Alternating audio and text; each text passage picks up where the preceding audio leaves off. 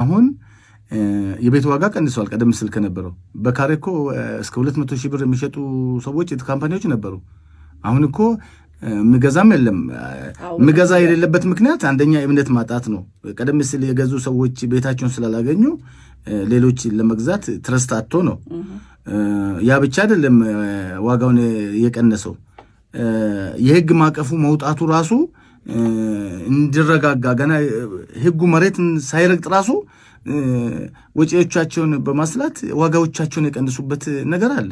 የህግ ማቀፉ ስርዓት ሲይዝ ቅድም እሷ እንዳለችው ስርዓት ሲይዝ መሬት ሲይዝ ተወዳዳሪነቱ በዛ ልክ ካልኩሌት አድርገው ነው። ዝም ብሎ ባቦሰጥ አይገባም። ያ ተወዳዳሪነት ሲኖር በሚያዋጣሽ ካልኩሌት አድርገሽ ትጨጫለሽ ማለት ነው። ስለዚህ የተረጋጋ ገበያ ይኖራል ብለን ነው የምናስበው። በወንጀል የሚያስጠይቀውን ጉዳይ እኮ በወንጀል የተጠየቁ ኃይሎች አሉ። ለምሳሌ ሜክሲኮ አካባቢ ስም መጥቀስ አያስፈልግም። 1 ካሬ ሜትር ቦታ ሳይኖረው ዜጎችን አሰልፎ ብር የተቀበሉ ድርጅቶች ነበሩ። ቅድም እንደነገርኳችሁ ህዝባችን አማኝ ነው። በማመን ተሰልፎ ብር ሰጠ 1 ካሬ ሜትር ቦታ ሳይኖረው። እነዚህ ሰዎች ወይንም ደግሞ አመራሮቹ በዚህ የተሳተፉ ሰዎች ተይዞ ጉዳያቸው የተደረሰበት በአካውንታቸውም በመዝጋት ወደ ህግ የሄዱበት ሁኔታ አለ።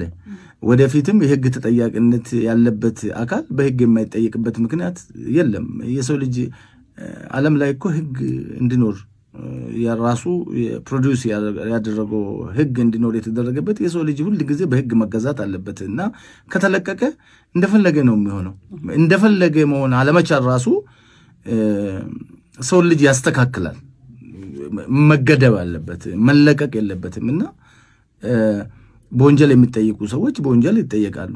ነገር ግን እኛ ከዛ በፊት ብዙ እንግዲህ ቅድም እናንተም እንደጠቀሳችሁት ቤት ኢትዮጵያ ውስጥ ቤት ላይ ያለን እምነት ቀላል አይደለም።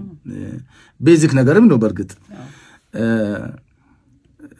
እሱን ለማስተካከል መጀመሪያኛ ወደ ህግ ከሚሄድ ምክንያቱም ፍርድ ቤቶቻችን ታውቃላችሁ በርካታ የስራ ጫና አለባቸው።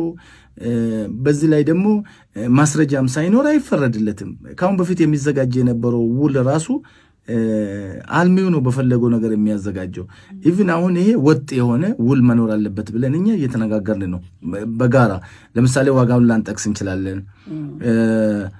የሁለቱ የገዢና የሻጭ መብቶች ሳይነካ ግን ቤዚክ የሆነው ነገሮች አንድ አይነት ውል እንዲሆን መሆን አለበት በሚል እየተነጋገርን ያለው ይሆናል ብለን ተስፋ እናደርጋለን። ይሄ ስርዓት ያስይዛል እና ከህግ በፊት ህሊናችን ሊጠይቀን ይገባል የሚል እምነት አለን። የሰው ብር ተቀብለን በምን ችግር ነው ቤቱን ያልሰጠ ነው የሚለውን ነገር ለመመለስ እንጥራለን።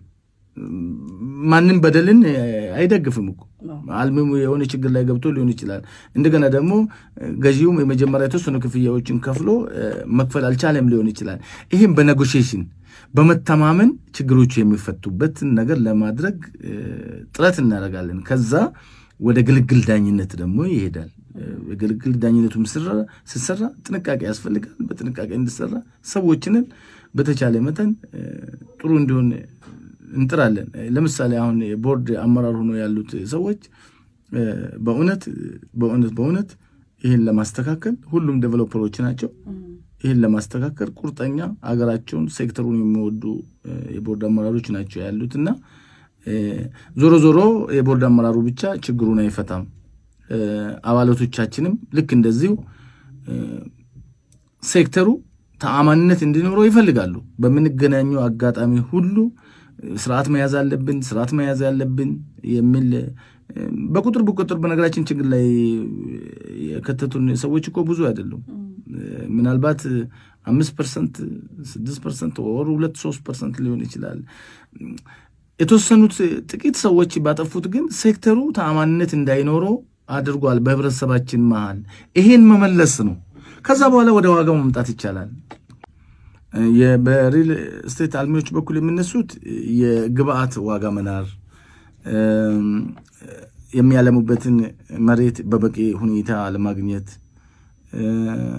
የተለያዩ ኤቲክስ ኢቭን የባለሙያ ኤቲክስ የተወሰኑ ጥቂት የሚባሉ በኢቲካል አለመስራት እንደገና ደግሞ ቤት የሚገዙ ሰዎች በተቀመጠላቸው የክፍያ ስኬጁል መሰረት ክፍያቸውን ቶሎ ባለመክፈል ያ ነገር ነው እና እነዚህ ነገሮች ይነሳሉ በአልሚዎቹ በኩል